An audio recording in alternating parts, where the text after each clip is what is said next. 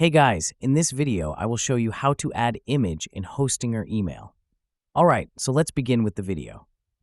First, log into your Hostinger email account. You can do this by visiting mail.hostinger.com directly or by accessing it through the H panel, and you'll land on your email dashboard. This is the place where you can manage your inbox and start new messages. Now, to compose a new email, look for the Compose button. Click on it and a blank email template will open, allowing you to start writing your message. Once you're in the email editor, take a look at the toolbar at the top of the text area. Inside this, click on these three dots.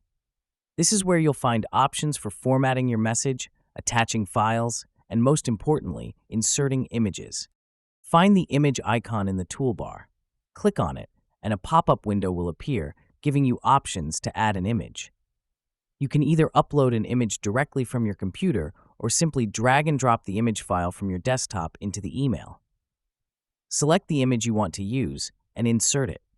Once the image is added, you may want to adjust it for better presentation. You can resize it by clicking on the image and using the handles around it to drag inwards or outwards. This flexibility allows you to create a clean and visually appealing layout. And there you have it. So that is how you can add image in Hostinger email. So that's all for this video. Thanks.